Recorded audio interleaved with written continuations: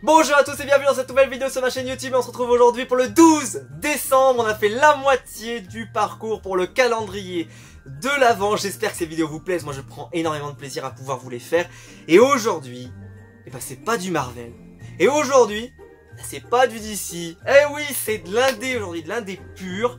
C'est fait par Skybound, c'est le label de Robert Kirkman, mais ce n'est pas Walking Dead. Aujourd'hui, je vais vous parler de ma série coup de cœur en indé. Une série, je l'ai lue, mais le truc, j'ai fait waouh. J'ai vraiment lâché le waouh, quoi. Je l'ai lâché, hein. J'ai fait oh, waouh. Je suis très fan d'Heroic Fantasy. Faut le savoir, c'est un de mes thèmes préférés. Et alors, le comics, parce que c'est une comics, même si ça ressemble plus à une BD pour moi, vraiment, dans l'édition, ça ressemble à une BD, mais c'est un comics qui s'appelle Birthright. Alors Birthright, c'est le truc, vous le mettez dans les mains d'un jeune adolescent, d'un jeune enfant, qui adore le style un peu, vous savez, l'Heroic Fantasy, Saint-Anneau, tout ça, mais vous imaginez même pas le moment qui va passer. Vous allez lui donner ça, il va le prendre, il va le lire, il va plus jamais le lâcher. C'est-à-dire que là, vous le perdez pour toute la soirée, hein. Là, le repas de Noël, vous le voyez pas, parce que ça commence, mais c'est juste, en fait, vous commencez à le lire, vous voyez, vous le prenez, et ça commence comme un drame. En fait, il y a un jeune enfant, il part avec son père, et ils vont dans un parc, comme font beaucoup de familles normales, et en fait, ce qui va se passer, c'est que le gamin, on lance une balle dans la forêt, il part dans la forêt, et le gamin disparaît. On le revoit plus jamais. Boum. La famille, le père le cherche. Il va voir la police. Personne ne le trouve.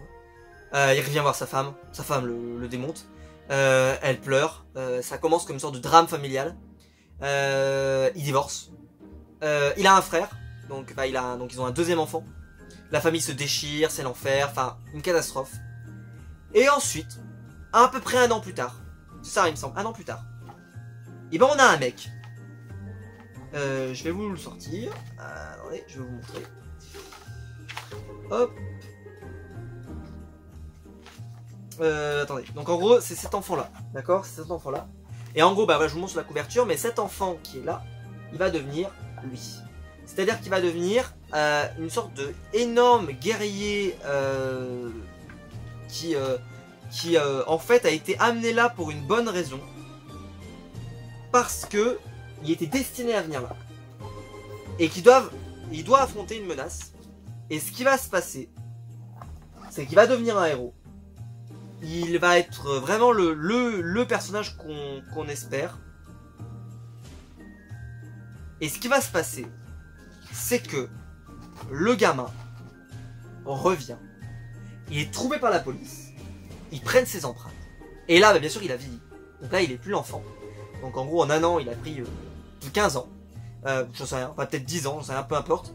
Et il est devenu hyper baraque. Il est avec une épée. Il est un peu un style, je sais pas moi, Ronan Dex de Stargate Atlantis. Ou je sais pas, un Aquaman, mais hors de l'eau, version de Jason Momoa, quoi. Voilà, si vous avez plutôt cette référence. Et... comment je... Non, ça je veux pas que je vous le montre. Et en gros... Là, il y a un énorme twist. Et là, il y a un énorme twist. Parce que là, tu découvres que, je vous le dis pas, je vous rassure, mais que la situation a l'air plus complexe que ce qu'il dit, et que ce qu'on vous raconte depuis le début, un peu trop beau pour être vrai. Et alors, je vous en dirai pas plus. Mais alors là, boum, c'est encore mieux. D'ailleurs, on enchaîne avec le tome 3. Et là, le tome 3, génial. On fait le tome 4. D'ailleurs, je vous montre une photo de l'univers. Avec des couvertures, mais vous voyez, mais elles sont sublimes. On enchaîne derrière. Je vais essayer de vous montrer justement une scène qui spoile pas trop. Mais qui peut vous montrer à quel point c'est ultra bien dessiné. Les mecs, mais ça se sent, ils s'éclatent. Quoi, vraiment, ils ont une liberté totale. Ils peuvent faire ce qu'ils veulent. Ils peuvent tuer ce qu'ils veulent. Ils peuvent... S'ils ont envie de tuer leur personnage principal, ils le font. S'ils ont envie de faire un déluge de sang, eh ben ils le font. S'ils ont envie de... Enfin, c'est un truc de dingue. Ils osent mettre du sang. T'oses mettre... Enfin, c'est un truc. Mais les mecs, ils s'éclatent. Ils s'éclatent. c'est un truc, je l'ai lu, je l'ai acheté, je l'ai dévoré. Quand j'ai commencé, il y avait déjà, je crois, 4 ou 5 tomes qui sont sortis. J'ai acheté le tome 1, je l'ai reçu, je l'ai lu. Le lendemain, je commandais le tome 2. Je l'ai reçu, je le lis le tome 2. Le lendemain, je commandais le tome 3. Bref, je les ai enchaînés. C'est-à-dire vraiment, mais je me suis jamais arrêté. Et le seul moment où je me suis arrêté, c'est quand je suis arrivé au tome 6 et qu'on n'a pas eu de tome pendant quasiment un an. Et boum, on est arrivé à l'arrivée du tome 7 qui est sorti il y a quelques semaines maintenant.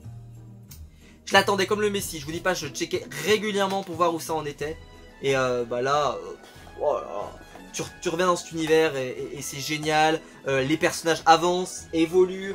On en découvre plus sur on en découvre plus sur eux. Je trouve que ça se dessine toujours aussi bien. C'est toujours aussi réussi. Comment je pourrais vous montrer ça. Là, on va commencer à vous raconter un petit peu des pouvoirs, bien entendu. Il y a des menaces. Enfin bref. Si vous cherchez une série d'heroic fantasy, c'est celle-là qu'il vous faut. Et je pense, je peux me tromper, hein, mais que prochainement, Netflix, Amazon, Apple TV, je parle en particulier, ou peut-être une autre plateforme de stream, enfin une plateforme de diffusion, mais je pense que c'est plutôt une de ces trois-là, va acheter les droits de ce truc-là et va en faire une série télé. Alors je pense que Netflix, ils ont leur The Witcher, donc ils en ont pas besoin. S'il y en a une des deux autres qui devaient en avoir besoin, vu que Amazon ils ont Seigneur des Anneaux, je dirais que Apple, pour moi, un jour ils vont acheter ça.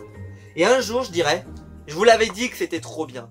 Et bah je vous l'avais dit, parce que c'est exactement fait pour faire des épisodes, parce qu'il y a des retournements de situation tout le temps, parce qu'il y a une aventure, parce qu'il y a des paysages magnifiques, parce que ça peut permettre vraiment à des réalisateurs de s'éclater, le découpage est génial, le scénario est super, ça peut faire un côté un peu Stranger Things parce qu'on suit aussi bien un adulte qu'on va suivre aussi le petit frère, donc on va suivre un enfant, vous allez adorer, je vous le recommande chaudement. Si vous l'avez pas lu, si vous adorez par exemple Narnia, si vous adorez le Seigneur des Anneaux, si vous adorez ce type d'œuvre, vous allez halluciner. C'est peut-être le meilleur comics indépendant que j'ai dans ma collection. Si je dois réfléchir comme ça, et je pense que j'ai pas besoin de réfléchir plus, je pense que c'est le meilleur. C'est génial. Si jamais vous cherchez un comics à lire qui est pas du DC, qui est pas du Marvel, je pense ne cherchez pas plus loin.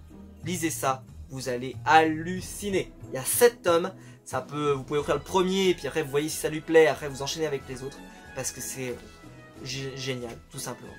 Voilà, j'espère que la vidéo vous aura plu. Si c'est le cas, mettez un pouce bleu. Si c'est le cas, abonnez-vous. Vous pouvez aller dans le lien YouTube qui est dans la description pour me soutenir. Et j'espère que vous avez apprécié de passer ce matin avec moi et que votre journée se passera bien. On n'est qu'à 12 jours de Noël. Ça y est, on a fait la moitié du chemin ensemble. J'espère que ça vous plaît. On y est presque. Et demain, il y aura une nouvelle lecture et on fera encore un comics indé. On se retrouve demain. Ciao!